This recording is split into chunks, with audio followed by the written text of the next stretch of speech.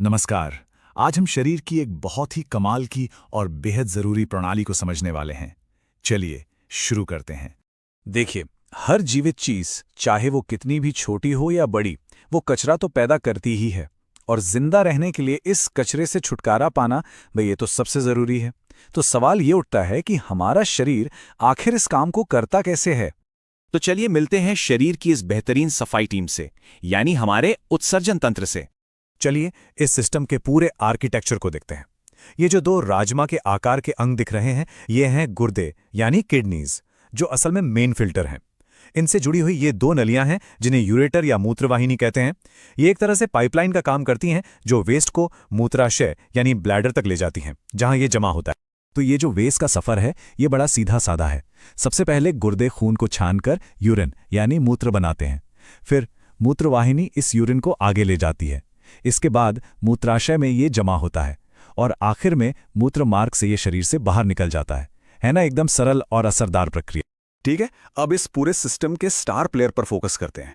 वो अंग जो सारा भारी काम करता है, हमारी किडनी यानी गुर्दे। अक्सर ऐसा लगता है कि किडनी का काम सिर्फ यूरिन बनाना है, लेकिन नहीं, ये उनका असली मिशन नहीं है। उनका सबसे जरूरी काम है हमारे खून को साफ करना। शरीर की कोशिकाएं जो जहरीले पदार्थ बनाती हैं, किडनी उन्हें लगातार खून से हटाती रहती हैं। और ये कितना काम करते हैं इसका अंदाजा लगाना भी मुश्किल है। जरा सोचिए, ये छोटे से अंग हर एक दिन लगभग 180 लीटर तरल पदार्थ छानते हैं। जी हाँ, 180 लीटर।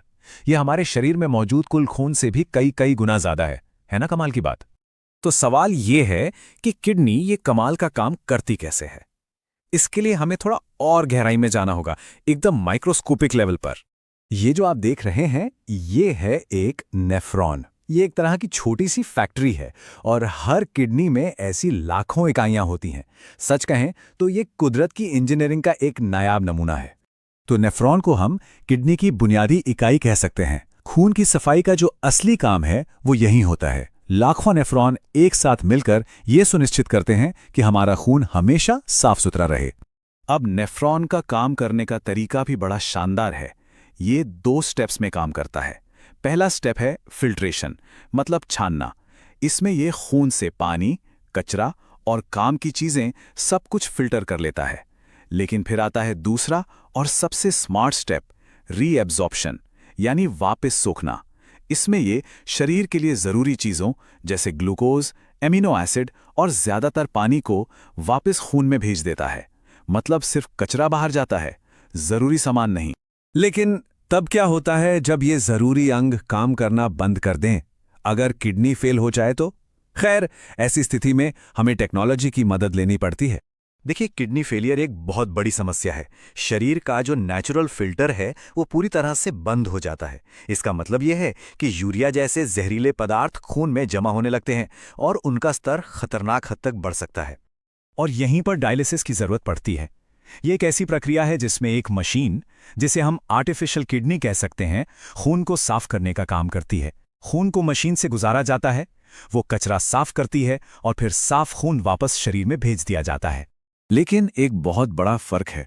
ये जो आर्टिफिशियल किडनी है, ये असली किडनी की पूरी तरह से नकल नहीं कर सकती। हमारी असली किडनी 24 घंटे 7 दिन काम करती है, जबकि डायलिसिस हफ्ते में बस कुछ घंटों के लिए होता है। और सबसे बड़ी बात, डायलिसिस सिर्फ फिल्ट्रेशन करता है, रीअब्जॉर्प्शन नहीं, यानी वो जरूरी चीजों को वापस नहीं सोख सकता।